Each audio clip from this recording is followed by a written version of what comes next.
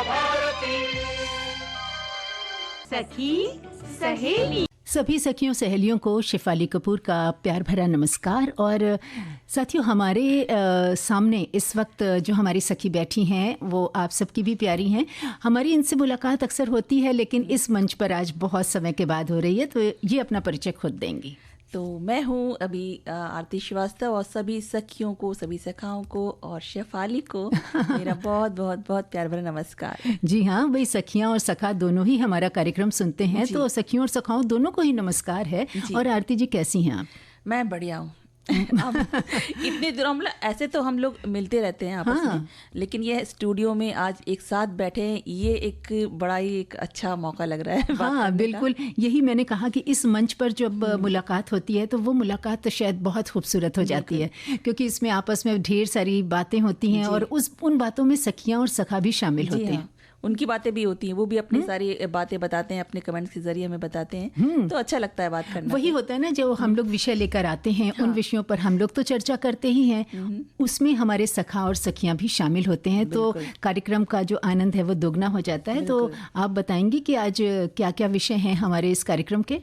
आज हम लेके आए हैं, एक तो दलहन दिवस के, विश्व दलहन दिवस के बारे में आज हम बात करेंगे, और राष्ट्रीय कृमि दिवस, जो कृमि मुक्ति दिवस है, उसके बारे में भी बात करेंगे हम। बिल्कुल। और सखी विशेष में क्या लाई हैं आप? सलीमा टेटे जी, हॉकी खिलाड़ी उनके बारे में हम कुछ बातें जानेंगे कि कैसा रहा उनका संघर्ष, उनका सफर कैसा रहा, किस तरह से उन्होंने इस मुकाम तक पहुंची हैं वो। बिल्कुल। तो ये बातें करेंगे, और साथ ही हम आज मिले हैं इतने समय बाद। देखिए क्या संजोग हुआ है ना, दोस्ती का विषय लेके आए और दोस्त मिल गया इतने समय बाद। लेकिन दोस्ती मतलब की या बेमतलब की? हमारी तो अपनी दोस्ती बेमतलब की है। बिल्कुल। अच्छा, और व्यंजन के बारे में नहीं बताएंगी कुछ? व्यंजन, आज दलहन दिवस भी है, तो आज दाल के नए नए स्वाद देखेंगे क्या क्या हो सकते हैं। क्या बात क्योंकि वो पीली दाल बस बना के रख दी, वो मतलब खाने में लगता है कि क्या ही खाओ उसे, तो अलग अलग तरीके से बना के भी उसे क्या बात है। मुझे लंच याद आ रहा है जो हम लोगों ने साथ में लिया था। अच्छा, उसकी बात जी बिल्कुल। तो चलिए, वो सब बातें तो सब कुछ होंगी, ढेर सारी बातें होंगी। हमारे सभी श्रोताओं का, सखियों का हम कमेंट्स भी इसमें शामिल करें। हाँ आरती जी, क्या बात है, आप गाना बज रहा था उस दौरान कुछ कहना चाह रही थी।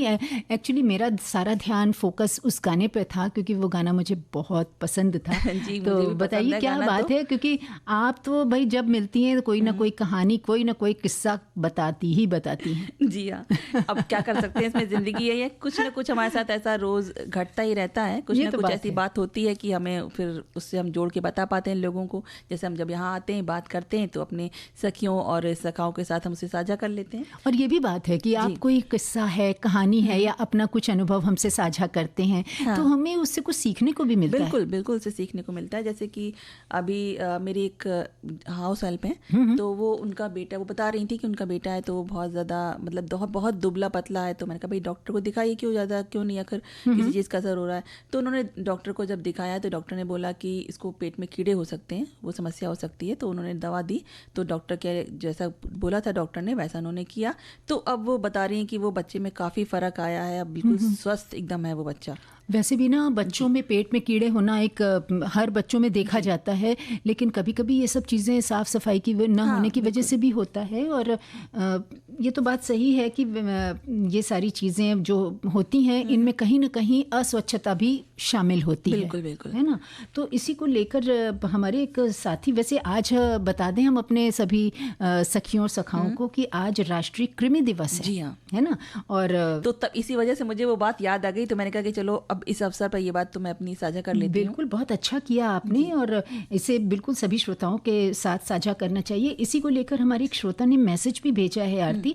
देखिए, श्रोता कितने जागरूक होते हैं कि जैसे ही उनको विषय पता चलता है वो तुरंत उससे संबंधित जानकारियाँ वही अच्छी तरह से जानकारी देते हैं, पूरी समझदारी से पूरा कमेंट करते हैं, सारी बातें बताते हैं। मतलब ऐसा नहीं कि वो हमने डाला विषय और फिर उसके बाद नहीं, उसको पूरा पढ़ के, उसको ध्यान समझ के सब लिखते हैं, सही तरीके से लिखते हैं। अब हमारी श्रोता लिखते हैं कि कृमि मुक्ति दिवस बहुत ही महत्वपूर्ण विषय है, जिस पर चर्चा होनी बहुत ज़रूरी है। हम जानते हैं कि अस्वच्छता जरिया होता है बच्चों के पेट में कीड़े पैदा होने का, इसलिए इस विषय पर चर्चा होनी बहुत ज़रूरी है। बिल्कुल, और एक और हमारे श्रोता हैं जो लिखते हैं कि कृमि दिवस पर हमने बहुत काम किया है सेवा काल के दौरान। कृमि दिवस पर हम स्कूल और एक बच्चे को पास बुलाकर अपने सामने ये गोली जो एल्बेंडाजॉल होता था उसको देते थे, जो विभाग से हमें ट्रेनिंग के दौरान दी जाती थी। कृमि परजीवी यानी पेट में होने वाले कीड़े होते हैं जो शरीर में प्रवेश कर जाते हैं और भोजन करते हैं। बच्चों को कृमिनाशक दवाएं इसलिए दी जाती हैं ताकि उनके शरीर से कृमि खत्म हो जाए। इससे बच्चों में कुपोषण और खून की कमी नहीं होती है। कृमि संक्रमण से बच्चों का शारीरिक और मानसिक विकास प्रभावित होता है और बच्चों को साफ सफाई का महत्व बताया जाता है कि खुली जगह पर शौच ना करें और भोजन से पहले और शौच के बाद साबुन से हाथ धोएं। बहुत बिल्कुल सही बात इन्होंने लिखी है कि साफ सफाई का ध्यान रखना बहुत आवश्यक है और खासकर जब हम भोजन करते हैं उससे पहले और भोजन करने के बाद साबुन से हाथ धोना बहुत ज़रूरी है। इसी को लेकर एक और कमेंट आया है कि कार्यक्रम के क्रियान्वयन में स्वास्थ्य, शिक्षा, समाज कल्याण और सामाजिक शिक्षा विभाग मुख्य रूप से शामिल हैं। अन्य हितधारकों में पंचायती राज, आदिवासी कल्याण, ग्रामीण विकास, शहरी विकास और पेयजल एवं स्वच्छता विभाग शामिल हैं। एविडेंस एक्शन राष्ट्रीय कृमि मुक्ति दिवस के लिए त्रिपुरा सरकार का तकनीकी सहायता भागीदार है। और बहुत सारे कमेंट्स हैं हमारे पास। एक कमेंट आप देख रही हैं शायद ना पढ़ने के लिए। जी हाँ, एक श्रोता हैं जो लिखते हैं कि राष्ट्रीय कृमि दिवस जो है वो हर साल 10 फरवरी को मनाया जाता है। कुछ राज्यों में कृमि की व्यापकता के आधार पर 10 अगस्त को भी कृमि दिवस मनाया जाता है। इस दिन स्कूलों और आंगनबाड़ी केंद्रों में बच्चों को कृमिनाशक दवा खिलाई जाती है। गंभीर रूप से बीमार और 1 साल से कम उम्र के बच्चों को कृमिनाशक दवा नहीं खिलानी चाहिए। कृमि मुक्ति दिवस के दिन बच्चों को एल्बेंडाजॉल दवा खिलाई जाती है। कृमि मुक्ति दिवस के जरिए बच्चों के शारीरिक विकास, पोषण और शिक्षा में सुधार किया जाता है। इन्होंने बहुत अच्छी बात लिखी है कि देखिए बचपन से जब हम देखते हैं कि बच्चों को किसी भी चीज़ की शारीरिक रूप से कोई भी उनमें कमी महसूस हो रही है तो उसको बचपन से ही उस चीज़ को ख़त्म कर देना चाहिए कि नहीं, अब ये चीज़ आगे नहीं बढ़नी चाहिए। और एक बात इन्होंने बिल्कुल सही लिखी है कि गंभीर रूप से बीमार और 1 साल से कम उम्र के बच्चों को ये ध्यान देने वाली बात है कि ऐसी दवाएं उन्हें नहीं खिलानी चाहिए। एक साथी लिखते हैं कि विश्व कृमि मुक्ति दिवस ये लोगों में कृमि को मुक्त करने के प्रति जागरूकता हेतु बनाया जाता है। हालांकि समय समय पर सरकार कृमि मुक्ति की दवा तो खिलाती ही रहती है, लेकिन अगर सरकार के काम नहीं भी कर तो हमें कृमि के प्रति जागरूक रहना चाहिए। बच्चों का ध्यान रखना चाहिए कि वो बाहर में कुछ ऐसा तो नहीं खा रहे हैं जिनसे उनके पेट में कृषि के कीड़े घुस रहे हों। मैंने कृमि की दवा खाई है और वो बहुत अच्छे से काम करती है। क्लिनिक को भगा रहे तो हम लोग जो सरकार के इस कार्यक्रम का नाम नहीं लेते। उन्होंने लिखा है कि कृमि की दवा खानी बहुत ज़रूरी है और इस विषय में जागरूक रहना भी बहुत ज़रूरी है। जैसे साफ़ सुथरा रहना चाहिए और अपने आप को कुपोषण में नहीं रखना चाहिए जिससे हमारे पास बीमारी नाम का जो कीड़ा है वो ना आए। बिल्कुल। और एक और श्रोता हैं जो लिखते हैं कि राष्ट्रीय कृमि मुक्ति दिवस हर साल 10 फरवरी को मनाया जाता है। इस दिन स्कूलों और आंगनबाड़ी केंद्रों में 1 से 19 साल के लोगों को कृमि मुक्ति की दवा दी जाती है। इस दिवस को मनाने का मकसद बच्चों का स्वास्थ्य बेहतर करना और पोषण का स्तर बढ़ाना होता है। स्वच्छ शौचालय का इस्तेमाल करें, बाहर शौच ना करें, खाने से पहले और शौचालय का इस्तेमाल करने के बाद हाथ धोएं, फलों और सब्जियों को साफ पानी से धोएं। बिल्कुल, सब्जियों को और ख़ासकर आप देखिए जो साग होते हैं, जो पत्तेदार सब्जियां होती हैं, उनको तो बहुत अच्छे से वॉश करना चाहिए क्योंकि उनके अंदर कीड़े छिपे होते हैं जो हम देख नहीं पाते हैं। आप उनको बहुत अच्छे से धोएं, साफ़ करें। और कुछ और भी हमारे पास कमेंट्स हैं, मैं ले लूँ क्या? हाँ, बिल्कुल बिल्कुल। एक श्रोता लिखते हैं कि राष्ट्रीय कृमि मुक्ति दिवस देश के प्रत्येक बच्चे को कृमि मुक्त बनाने के लिए स्वास्थ्य एवं परिवार कल्याण मंत्रालय, भारत सरकार की एक पहल है। ये हर साल 2 NDD राउंड के माध्यम से बड़ी संख्या में बच्चों और किशोरों तक पहुंचने वाले सबसे बड़े सार्वजनिक स्वास्थ्य कार्यक्रमों में से एक है।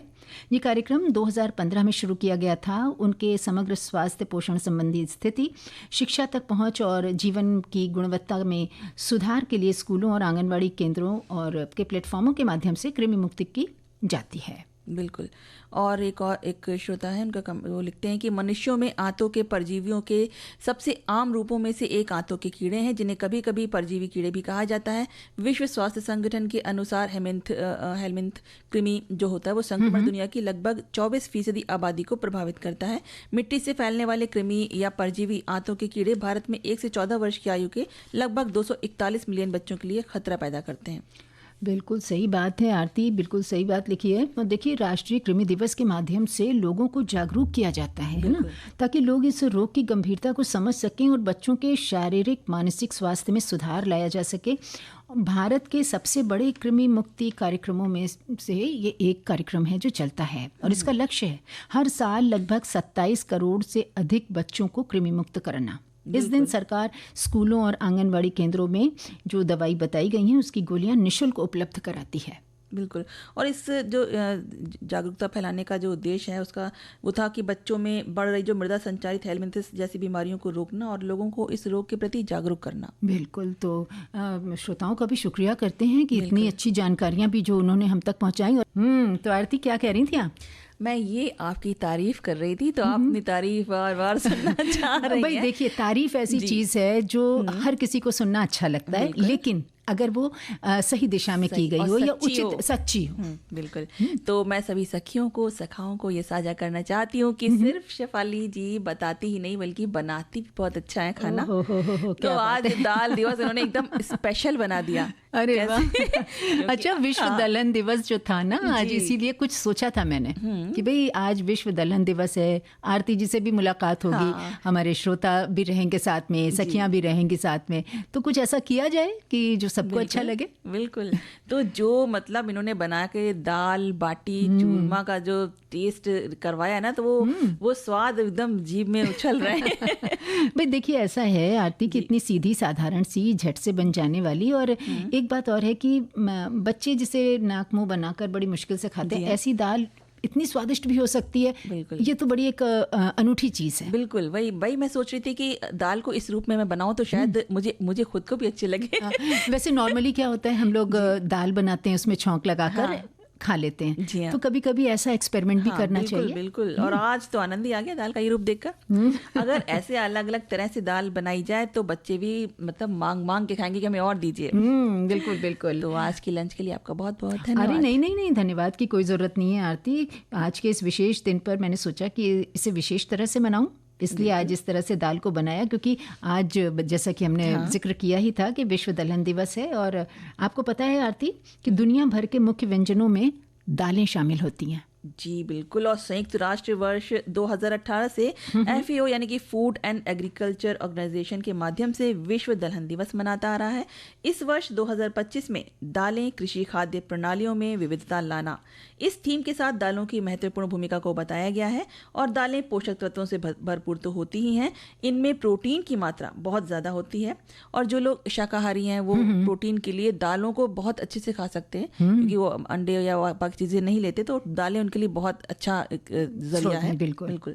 तो दालों में वसा भी कम होता है। हाँ, तो और इनमें जो है ना घुलनशील फाइबर भी बहुत भरपूर मात्रा में होता है। बिल्कुल। और आपको मोटापे की जो समस्या अगर किसी कोई ग्रस्त है तो दाल रोटी खाइए, बिल्कुल कोई भी परेशानी, कभी मोटापा आने वाला है नहीं। अच्छा, और वैसे भी दाल रोटी खा लो तो मन तृप्त हो जाता है ना। और ये जो है ना कोलेस्ट्रॉल को भी कम कर सकता है। जी। और खून में जो शर्करा की मात्रा होती है उसको नियंत्रित करने में भी मददगार होता है। इसी को लेकर हमारे पास बहुत सारे कमेंट्स आए हैं आरती। हमारे एक श्रोता लिखते हैं कि दालें किसानों के लिए एक फसल के रूप में महत्वपूर्ण महत्व रखती हैं, क्योंकि वे उन्हें बेच और उपभोग दोनों कर सकते हैं। दालों को उगाना भी आसान होता है और फलने फूलने के लिए कम पानी की आवश्यकता होती है। बिल्कुल। और हमारे श्रोता लिखते हैं कि स्थायी खाद्य उत्पादन के भाग के रूप में दालों के पोषण और पर्यावरणीय लाभों के बारे में जागरूकता फैलाने के लिए प्रतिवर्ष 10 फरवरी को विश्व दलहन दिवस मनाया जाता है। दाल भोजन के लिए उगाए जाने वाले फलीदार पौधों के खाद्य बीजों को संदर्भित करती हैं। इन्हें फलियां भी कहा जाता है। सामान्य तौर पर उपभोग की जाने वाली दालों में सूखी फलियां, चना, अरहर, मटर आदि को शामिल किया जाता है। दाल पौष्टिक बीज के रूप में दुनिया भर के मुख्य खाद्य व्यंजनों का अभिन्न अंग रही है।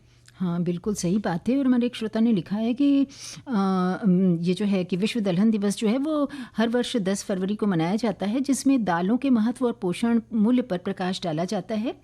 आगे लिखा है कि दालों में सूखी मटर, बीन्स, दाल, ल्यूपिन और छोले शामिल हैं, जिनमें उच्च मात्रा में प्रोटीन, खनिज और विटामिन्स होते हैं।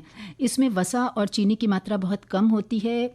दालों में कई स्वास्थ्य लाभ होते हैं और स्वास्थ्य विशेषज्ञ उन्हें दैनिक आहार में शामिल करने की सलाह देते हैं। आगे लिखा है इन्होंने कि विटामिन और प्रोटीन की प्रचुर मात्रा शरीर को फिट रखने और हृदय संबंधी समस्याओं को कम करने में मदद करती है और इसके एंटीऑक्सीडेंट प्रभाव मधुमेह के जो जोखिम होता है उसको कम करने में मदद करते हैं। बहुत अच्छी जानकारी इन्होंने दी है, उपयोगी जानकारी है ये। जी बिल्कुल। और हमारे श्रोता लिखते हैं कि विश्व दलहन दिवस 2025 हर साल 10 फरवरी को मनाया जाता है। ये दिन दालों की पहचान और मानव पोषण, पर्यावरण कल्याण और टिकाऊ कृषि में उनकी भूमिका के दिन के रूप में मनाया जाता है। 2016 में संयुक्त राष्ट्र महासभा के तहत इस दिन को विश्व दलहन दिवस के रूप में घोषित किया गया था। इस वर्ष को अंतर्राष्ट्रीय दलहन वर्ष के रूप में भी चिन्हित किया गया था।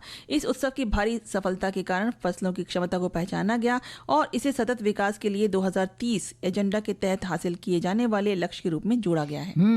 और भी बहुत से हमारे पास कमेंट्स आए हैं। एक साथी ने लिखा है कि दालें प्रोटीन का महत्वपूर्ण स्रोत हैं। विश्व दाल दिवस हर वर्ष 10 फरवरी को मनाए जाने की घोषणा वर्ष 2018 में की गई थी, जब यूएन महासभा ने दालों की महत्ता और टिकाऊ खाद्य उत्पादन में उनके योगदान को मान्यता देने व इस बारे में जागरूकता बढ़ाने के लिए ये दिवस स्थापित करने की घोषणा की थी।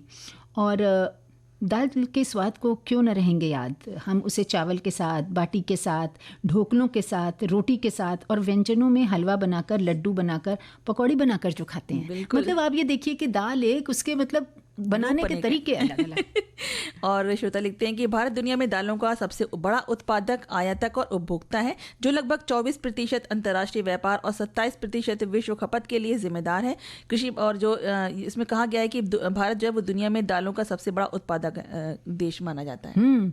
और विश्व दाल, हमारे एक साथी ने लिखा है कि विश्व दाल दिवस संयुक्त राष्ट्र संघ के खाद्य एवं कृषि संगठन FAO द्वारा स्थापित एक अंतर्राष्ट्रीय दिवस है।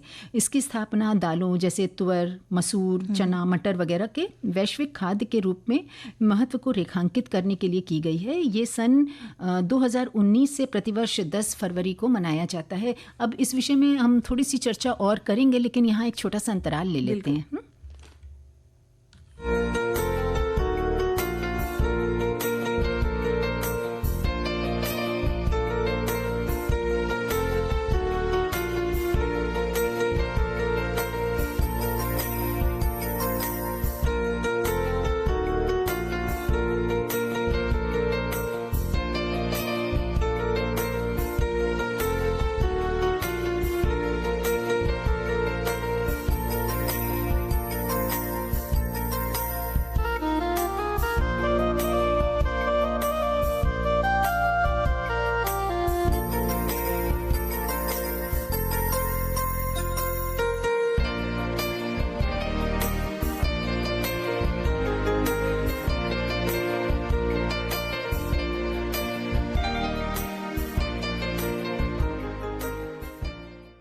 देखिए आरती, बहुत छोटा सा अंतराल था, पलक झपकी और अंतराल भी पूरा हो गया। जैसा कि हमने कहा था ना, दाल के बारे में कुछ और थोड़ी सी जानकारी देंगे कि साथियों, दालें जो है ना मोटापे से लड़ने में भी बहुत मदद करती हैं। जैसा कि आपने बताया आरती, कि अगर मोटापा ग्रस्त है तो है ना, संयुक्त राष्ट्र महासभा ने 20 दिसंबर 2013 को एक प्रस्ताव पारित करके वर्ष 2016 को अंतर्राष्ट्रीय दलहन वर्ष घोषित किया था।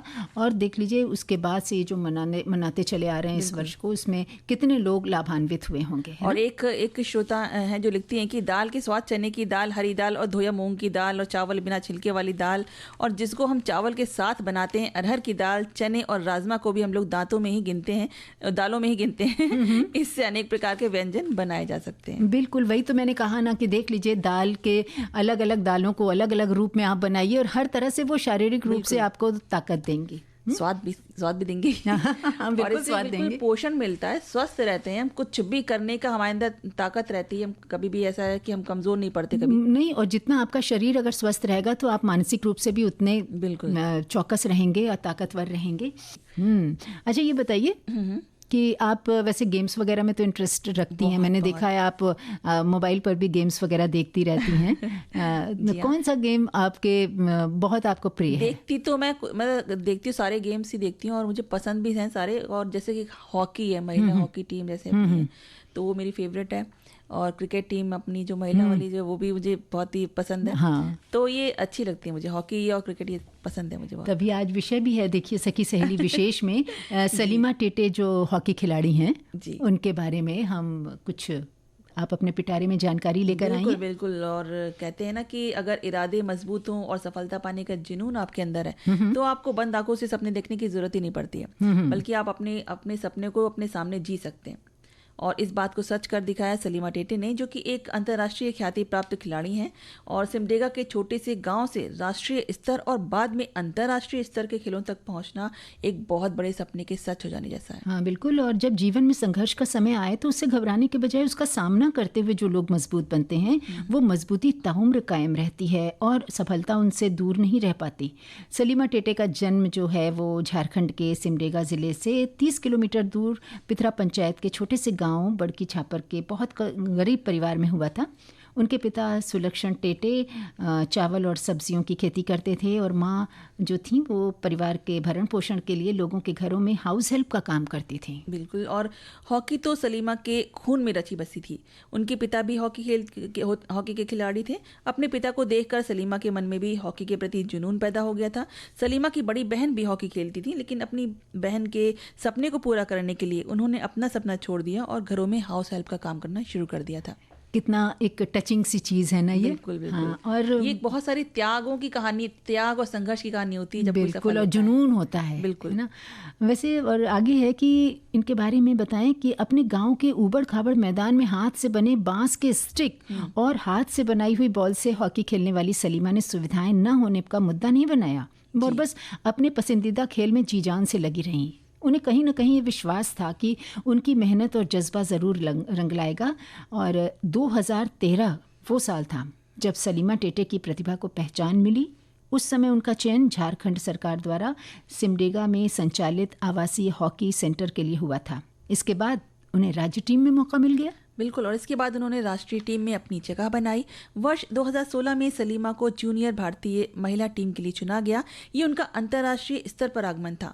सलीमा टेटे अब तक टोक्यो ओलंपिक, वर्ल्ड कप और कॉमनवेल्थ गेम्स में खेल चुकी हैं। इसके अलावा सलीमा टेटे ब्यूनस आयर्स में वर्ष 2018 यूथ ओलंपिक में रजत पदक जीतने वाली भारतीय जूनियर टीम की कप्तान थी। सोचिए, देखिए कहाँ से उठ के कहाँ पहुंच गई। आप देख लीजिए, संसाधन न होने पर भी उन्होंने उसका मुद्दा नहीं बनाया, बस उसी में से चीजें निकालती गई और आगे बढ़ती वही करना चाहिए। क्योंकि हम लोग क्या करते हैं अक्सर कि हमें ये नहीं, हमारे पास ये सुविधा नहीं है, वो नहीं है, तो इसलिए कुछ नहीं। ये सिर्फ हमारे एक्सक्यूज होते हैं। हाँ, अगर हम चाहें तो किसी भी चीज़ से उस चीज़ का एक ऑप्शन निकाल सकते हैं, है ना।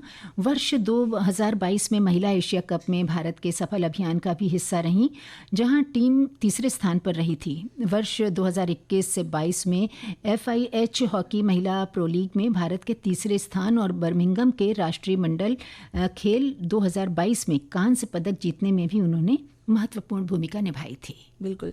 और मई 2024 में सलीमा टेटे के नाम एक और उपलब्धि जुड़ गई जब उन्हें FIH हॉकी प्रो लीग 2023-24 के यूरोप चरण के लिए पहली बार भारतीय महिला हॉकी टीम का कप्तान नियुक्त किया गया। और सलीमा टेटे को एशिया हॉकी महासंघ ने 2023 से 2025 तक के लिए एशिया का एथलेटिक्स का एम्बेसडर बनाया है।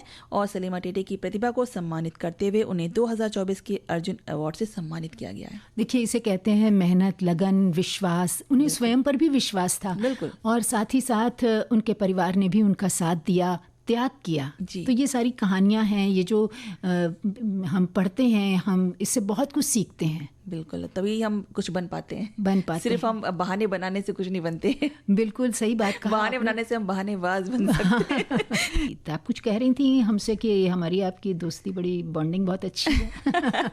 हमारी दोस्ती बेमतलब की है, हमारी मतलब की दोस्ती नहीं है कि हमें कुछ चाहिए, कि हमें दाल बाटी चूरमा खाना है तभी हम शेफाली जी से बात करेंगे, ऐसा कुछ नहीं है। हम ऐसे भी बात करते हैं, ऐसे भी मिलते हैं। बिल्कुल बिल्कुल। और दोस्ती में जहाँ देखिए, जहाँ स्वार्थ होता है फिर वहाँ रिश्ता दोस्ती कुछ नहीं रहता। वो दोस्ती नहीं, वो तो फिर स्वार्थ ही रह जाता है। हाँ, वो जो कहते हैं ना, आजकल कहते हैं ना लोग कि फ्रेंड्स विद बेनिफिट। हाँ, कि तो, मुझसे उस फ्रेंड्स के फ्रेंडशिप करने से कितना फायदा है। बेनिफिट होता है, फ्रेंड्स नहीं होता है। और बॉन्डिंग ऐसी होनी चाहिए ना कि एक दोस्त को उस वक्त की किस चीज़ की ज़रूरत है वो पता चल जाता है, एक ऐसा वो एक इंट्यूशन ऐसा होता है। अपने आप पता चल जाता है कि हाँ कि हमारे जो दोस्त है, चाहे वो कितनी दूर क्यों ना बैठा हो, हाँ। हम उससे रोज ना मिल पा रहे हो, ना बात कर पा रहे हो, लेकिन फिर भी हमें एहसास हो जाता है। क्योंकि हमारे विचार मिलते हैं और हमारी सोच मिलती है, बहुत सारी चीज़ें जो होती हैं हमारे फ्रेंडशिप में कॉमन होती हैं, तो हम समझ जाते हैं, है ना। बिल्कुल।